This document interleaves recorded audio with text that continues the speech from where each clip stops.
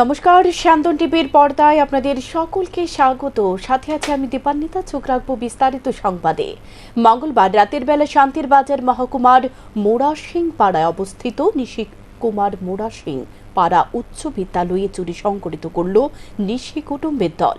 এই চুরিকাণ্ডে বিদ্যালয় থেকে মিড ডে মিলের জন্য রাখা 17 বস্তা অর্থাৎ 8.5 কুইন্টাল চাল চুরি করে নিয়ে যায় নিশি কুটুম্বের দল। এই বিদ্যালয়ে চুরির পাশাপাশি পার্শ্ববর্তী অঙ্গনওয়াড়ি কেন্দ্র থেকে একটি গ্যাসের সিলিন্ডার নিয়ে যায় চোরের দল। এই চুরিকাণ্ডের খবর পেয়ে বুধবার ঘটনাস্থলে ছুটে যায় মনপাথর ফাঁড়ির পুলিশ। ঘটনাস্থলে গিয়ে চুরিকাণ্ডের বিভিন্ন দিকগুলো পরিদর্শন করেন। এখন দেখার বিষয়, চুরিকাণ্ডে জড়িতদের আটক করতে পুলিশ কতটুকু সক্ষম হয়। 7 কুইন্টাল দা কি নেওয়া হয়েছে আর দেশি মনে হয় নিয়ে গেছে 2টা নাগাদ 9 কুইন্টাল তালা গেট ভাঙ্গা, তারপরে ওই ভিতরে তালাটা ভাঙ্গা চুরি করে নিয়ে গেছে। নেশা কারবারে চুরি করে নিয়েছে। অধ্যক্ষ রেফারির মতো নিরপেক্ষ ভূমিকা পালন না করে প্রতিপক্ষের হয়ে গোল করলেন বিধানসভায়। বুধবার বিধানসভায় সংবাদ মাধ্যমকে সাক্ষাৎকার দিতে গিয়ে এমনটাই অভিযোগ তুললেন রাজ্যের বিরোধী দলনেতা জিতেন্দ্র চৌধুরী। জাতিসুতে তপ্ত বিধানসভা। মন্ত্রী রতনলাল নাথের উত্থাপিত স্বাধিকার ভঙ্গের নোটিশ গ্রহণ করলেন অধ্যক্ষ, কিন্তু বাতিল করলেন বিরোধী দলনেতার পাল্টা স্বাধিকার ভঙ্গের নোটিশ। প্রতিবাদে বিধানসভা থেকে ওয়াকআউট করেন বাম বিধায়করা। পরবর্তী সময় সংবাদ মাধ্যমের মুখোমুখি হয়ে রাজ্যের বিরোধী দলনেতা জিতেন্দ্র চৌধুরী জানান, ত্রিপুরা রাজ্যের বিধানসভার ইতিহাসে দিন দুপুরে অমাবস্যা নেমে আসার মতো কলঙ্কিত দিন হিসেবে চিহ্নিত হয়ে থাকবে 24শে মার্চ। এদিন ভারতীয় গণতন্ত্রের পরম্পরা এবং তার ঐতিহ্য অনুসারে যে দল বিরোধী দলে থাকে তার নেতা শাসক দলের তথা সরকার উত্থাপিত বাজেটের উপর আলোচনার সূত্রপাত করেন। সে সুবাদে কথা বলতে গিয়েছিলাম এবং এর জন্য নির্দিষ্টভাবে 1 ঘন্টা কম করে সময় বেঁধে দেওয়া হয়, কারণ সরকারের ভুল ত্রুটিগুলি বিরোধী দলই আলোচনা করে বিধানসভার ভিতর। একই সাথে সরকারকে গঠনমূলক প্রস্তাব দেওয়া হয়, কিন্তু সেদিন পরিকল্পিতভাবে প্রথম থেকে কিভাবে আমাকে জব্দ করা যায় তার চেষ্টা হয়েছে। বিশেষ করে লক্ষ্য করা গেছে, পরিষদীয় মন্ত্রী বলেছেন বিরোধী দলনেতাকে 35 মিনিটের বেশি সময় দেওয়া যাবে না, কিন্তু এই কথা বলার এখতিয়ার রয়েছে অধ্যক্ষের। অথচ পরিষদীয় মন্ত্রীর বিরোধী দলনেতা এবং কোনো বিধায়ক কত সময় কথা বলবেন সেটা অধ্যক্ষকে ঠিক করে দিচ্ছেন। তারপর বলা হয় এত সময় নেওয়া যাবে না বক্তব্য শুরু করে, অথচ দেখা গেছে 20 থেকে 25 মিনিট অতিক্রান্ত হওয়ার পর বলছেন পয়েন্ট অফ অর্ডার। সাথে সাথে এই বিষয়ে তাদের বলা হয়েছে, যদি পয়েন্ট অফ অর্ডার থেকে থাকে তাহলে আমার বক্তব্য খণ্ডন করুন, আমি শুনতে বাধ্য। তারপর 30 মিনিট অতিক্রান্ত হতে চেয়ার থেকে শুরু করেছেন, আপনার সময় শেষ, আর কতক্ষণ বলবেন আপনি। শুধু তাই নয়, 30 মিনিটের মধ্যে 10 মিনিট হট্টগোল করে।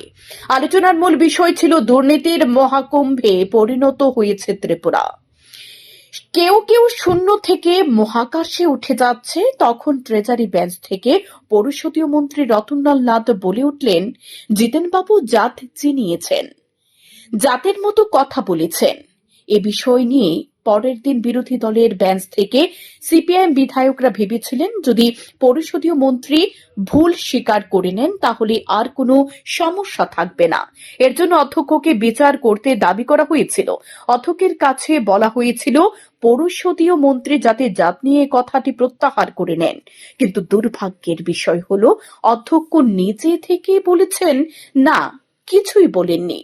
অর্থাৎ যে রেফারি খেলা পরিচালনার দায়িত্বে রয়েছেন তিনি অন্য একটি প্রতিপক্ষের খেলোয়াড়দের ভয়ে তিনি বরঞ্চ আগে এসে গোল করার চেষ্টা করেছেন। সুতরাং সংসদীয় রীতি অনুসারে অধ্যক্ষের কাছে বিচার চেয়ে বিচার হয়নি, বরং অধ্যক্ষের কাছে দেওয়া চিঠির জালিয়াতি করেছেন তিনি। এর দ্বারা অধ্যক্ষ নিজে এই অফিস কক্ষের সম্মান হেয় করেছেন। শুধু সম্মানহানি করেননি, গণতন্ত্রের জবাই করেছেন তিনি। রাজ্যবাসীকে দেখিয়েছেন পবিত্র বিধানসভার নিয়ম পর্যন্ত মানছে না অধ্যক্ষ। কিভাবে গণতন্ত্রের কণ্ঠস্বর রোধ করতে হয় সেটাই তুলে ধরলেন তিনি। এর চাইতে বড় দুর্ভাগ্যের কিছু হতে পারে না বলে জানান তিনি। এই বিধানসভার মাননীয় স্পিকারের হাতে যেভাবে গণতন্ত্র জবাই হয়েছে, দিনকে রাত, রাতকে দিন করে একটা অসত্যকে এস্টাবলিশ করার জন্য আজকে যে নজির তিনি রাখলেন, বিগত 3টা দিন বহু ধরনের তাদের যে অ্যাসল্ট, হিউমিলিয়েশন, এটাকে সহ্য করে তবু আমরা জনগণের কথা তুলে ধরতে হবে।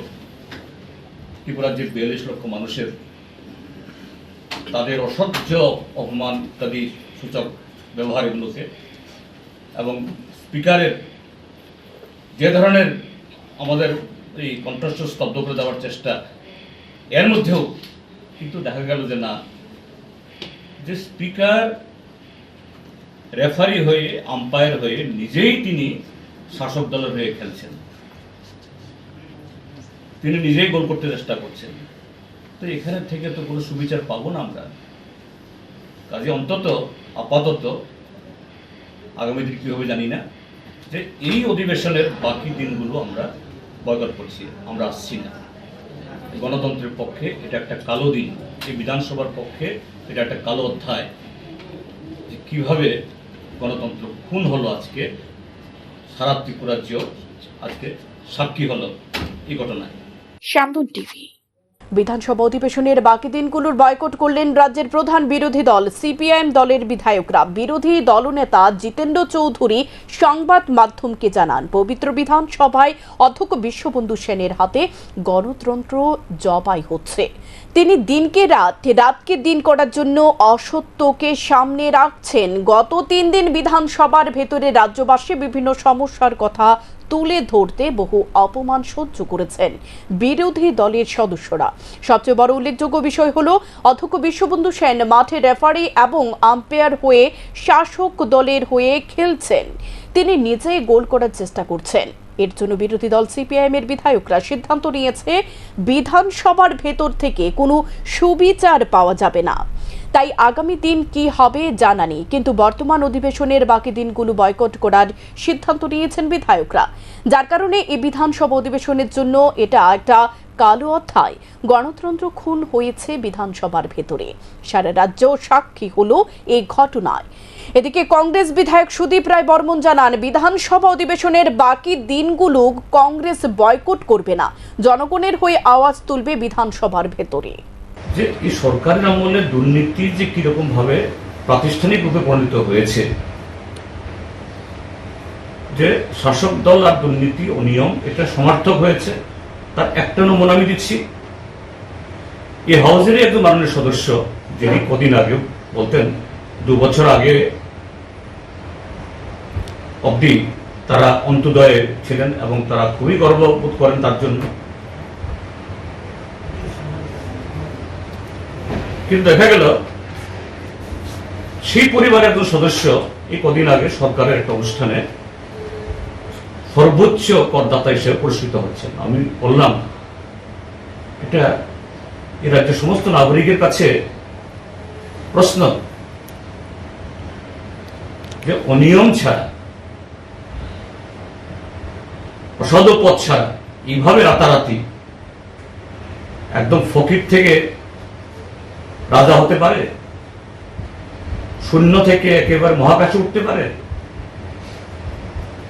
কাজেই আমি বিস্তারিত বললাম না, যে ত্রিপুরার যে কনসেশন রাজ, দুর্নীতির রাজ, রাজত্ব, অনিয়ম কোন দিকে যাচ্ছে, এটাই হলো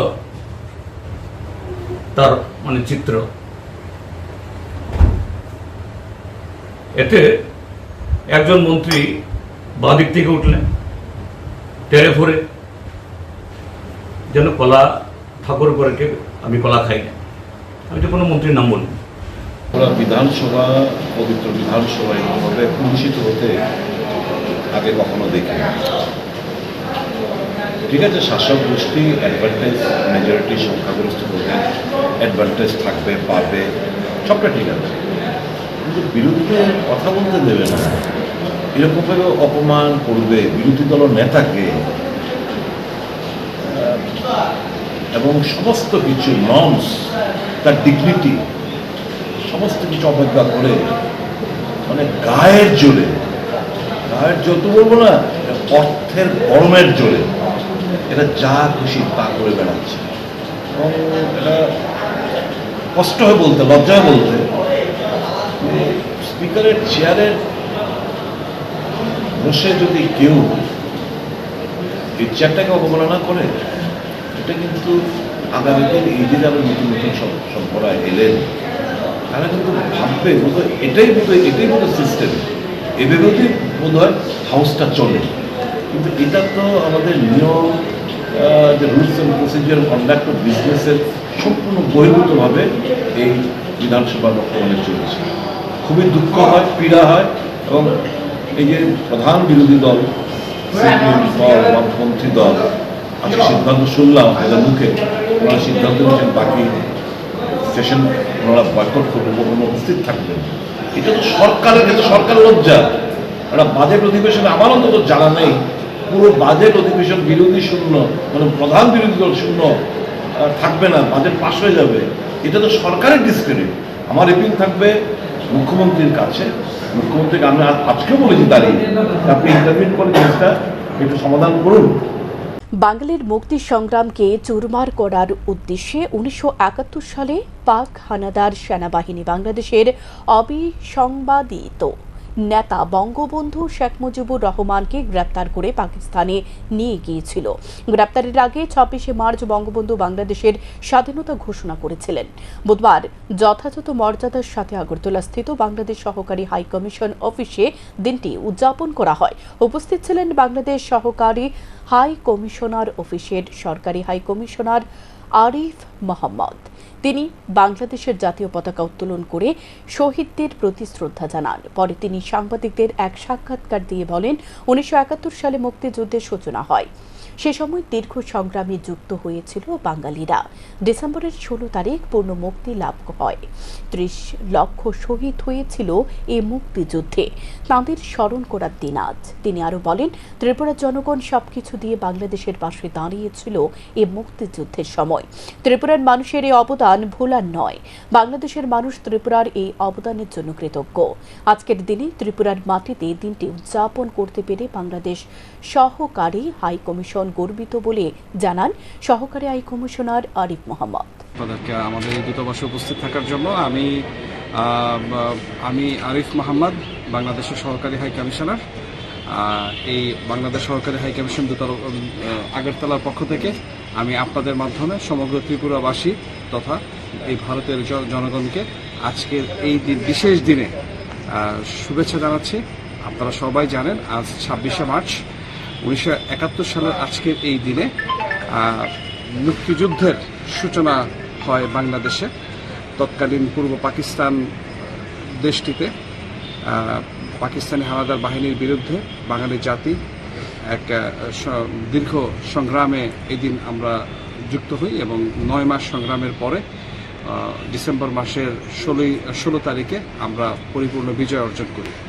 তো এই মুক্তিযুদ্ধের এই দীর্ঘ 9 মাসের সংগ্রামে আজ আমি প্রথমেই গভীর শ্রদ্ধার সাথে স্মরণ করছি যে এই সংগ্রামে যারা শহীদ হয়েছেন সেই 30 লক্ষ মানুষদের আমি গভীর শ্রদ্ধার সাথে স্মরণ করছি। 2 লক্ষ সম্ভ্রমহারা মা বোনদের আমি এছাড়াও 1947 সাল থেকে শুরু করে 1971 সাল পর্যন্ত এই দীর্ঘ লড়াইয়ে যেভাবে আমাদের এই অর্জনের পিছনে অবদান রেখেছেন তাদের সকলকে আমরা গভীর শ্রদ্ধার সাথে কৃতজ্ঞতার সাথে স্মরণ করছি।